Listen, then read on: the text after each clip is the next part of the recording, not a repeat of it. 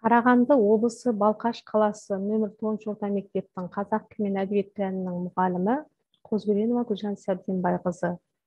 Сәлеметсіздер ме, оқушылар? Бүгінгі сабақта топпен жұмыс жасайтын болғандықтан топтың ережесімен таныстырып өтейін. Топ құрама ережесін сақтау, топ басшысына бағыну, белсенді болу, бір-біріңізді тыңдау, өз пікірмен ашық бөлісу, басқалардың пікіріне құрметпен қарау, берілген уақыт шегінде жұмыс жасау. Жүректен жүрекке әдісі арқылы бір-бірімізге психологиялық ахуал туғызып, тілек айтып, сәттілік тілейік. Миға шабуыл әдісі арқылы өткен сабағымызды пысықтау мақсатында сұрақтар беріледі, сол сұрақтарға жауап береміз, балалар. Дескрипторы сұрақтарға жан-жақты жауап бере алады, 1 балл. Ауыз әдебиеті жанры 1 түрі. Батыр ер жігіт неге берік болу керек? Сертке. Қобыланды батырдың сенімді серігі мінген аты? Тайбұрыл. Қобыланды батырдың анасының есімі? Аналық. Кендебай батырдың сенімді серігі мінген аты? Керқұла. Қобыланды батырдың жақын досы? Қараман. Жаугершілік кезінде тұтқындалып зынданда жатқан қойшы баланың әкесінің есімі? Мергенбай. Ертегілердің 1 түрі? Қиял ғажайып. Қобыланды батыр сүйреп өлтірген дұшпанның есімі қалай аталады? Қызыл ер. Тігінен оқығанда балалар қандай сөз шықты? Асан қайғы. Ендеше бүгінгі сабағымыздың тақырыбы асан қайғыға арналады, балалар. Асан қайғы Сәбитұлы 14 мен 15 ғасырдың аралығында өмір сүрген жырау. Бүгінгі сабағымыздың тақырыбы асан қайғының жерге айтқан сыны аңызы. Оқу мақсаты әдеби шығарманың тақырыбы мен идеясын анықтау, эпикалық шығармадағы автор бейнесін анықтау. Аңыз дегеніміз не, балалар? Аңыз тарихта болған танымал адамдар туралы тарихи шындыққа негізделген көркем шығарма. Ертегіден аңыздың айырмашылығы, аңыз әңгіме тарихта болған адамға байланысты туады.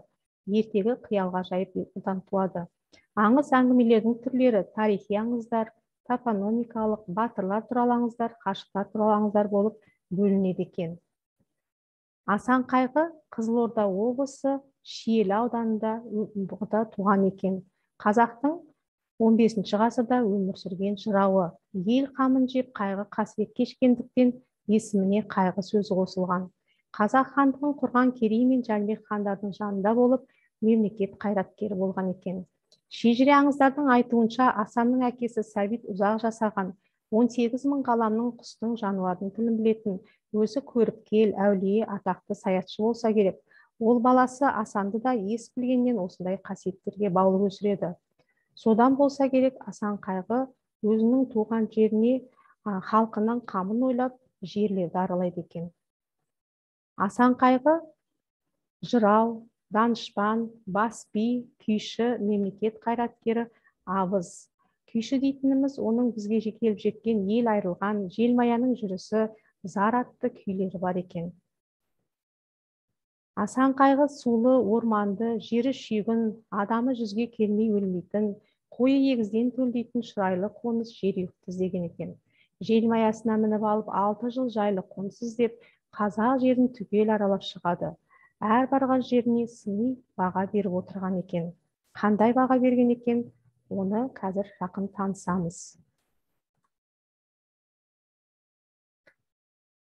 Ел үшін қайғы мұңсыз жанға жайлы, малға құт, жауласу жоқ, қой үстінде боз торғай жұмыртқалайтын қоныс болар жерұйықты тапқысы келген Асан қайғы желмаясына мініп, жиған кезіп, ну орманды, көкорай шалғынды сулы жерді іздейді. Маңғыстауға 3 барып 3 қайтқан Асан, түбінде мал баққан шаруға Маңғыстаудан жақсы жер болмас депті. Жетісуды көргенде мынау Жетісудың ағашының әр бұтағы жеміс екен, шаруаға жақсы қоныс депті.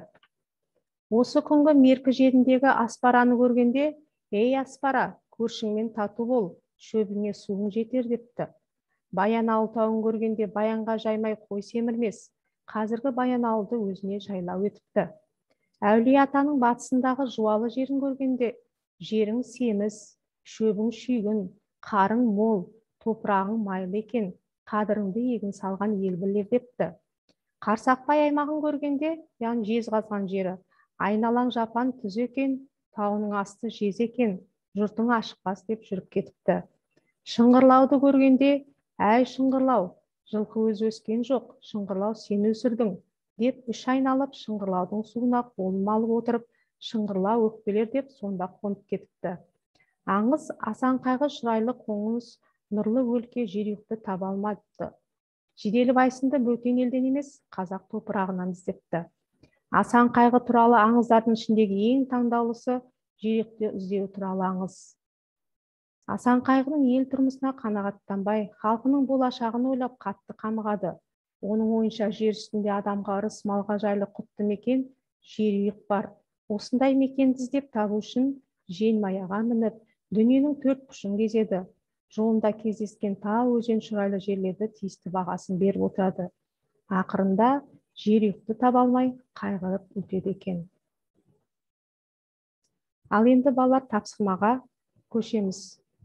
Тапсырманы орындаймыз. Бірінші тапсырма: оқу сауаттылығы. Аңызды оқып 4 сұрақ дайындайсыздар. Сұрақтың ішінен қателеріңізді табасыздар. Жалпы балл 2 балл. Екінші тапсырма: картамен жұмыс. Ментальді карта әдісі арқылы айтылған жер атауларын жазып, оған түсінік бересіздер. Шығармадағы автор бейнелеген жерді ментальді картаға түсіресіздер. Әр бейнеге аңыз мазмұнын дәлел келтіресіздер. Картадан жер атауларын тауып жазады. Жалпы балл 3 балл.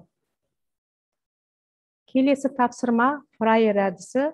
Берілген тірек сөздер арқылы бүгінгі сабағымыздың тақырыбы мен идеясын ашасыздар. Дескриптор тірек сөздерді пайдаланып тақырыпты аша біледі, идеясын анықтайды. Тірек сөздер: ел болашағы, жерұйық, жайлы қоныс, халық қамы, өзінің туған жері, бағалай білу. Ал енді ойланып көрсеңіздер, өздеріңіздің жауаптарыңызбен салыстырыңыздар. Тақырыбы халық елінің болашағын ойлау, идеясы жерге сыни баға бере отырып, еліне жанға жайлы, малға құт, қоныс іздеуі. Әркімнің өз туған жері, жерұйығы. Келесі тапсырма: жұптық жұмыс. Бірінші Синклейн әдісі арқылы 5 жолды өлең бірінші топ орындайды. Екінші топ Рафт әдісі арқылы автор бейнесін ашып, шығармашылықпен жұмыс жасайды. Дескриптор шығармадан алынған әсем сипаттап өлең құрастырады. Автор бейнесін ашып, шығармашылықпен жұмыс жасайды. Жалпы балл 2 балл. Келесі сұрақ ілмек әдісі. Бүгінгі сабағымызды қалай меңгергендеріңізді білу мақсатында я, жоқ деген сұрақтарға жауап бересіздер. Дескрипторы дұрыс жауаппен білімдерін салыстырады, өзін-өзі бағалайды. Асан қайғы сопы батыр. Жоқ. Жерұйықты табады. Жоқ. Еліне жайлы қоныс іздейді. Я. Атқа мініп жер аралайды. Жоқ. Желмаяға, яғни түйеге мініп аралайды. Адамның өз туған жері, жерұйығы. Я. Қызық, қиын, құнды әдісі арқылы бүгінгі сабағыңызды бекіту мақсатында бүгінгі болған сабақта сіздерге не қызық, не қиын, не құнды дүниелерді кестеге түсіріп жазасыздар. Оқу тапсырмасы. Бірінші попс әдісі бойынша ой тұжырымдайсыздар, яғни бүгінгі сабақтағы түсінгендеріңізге дәлел келтіріп қорытынды жасайсыздар.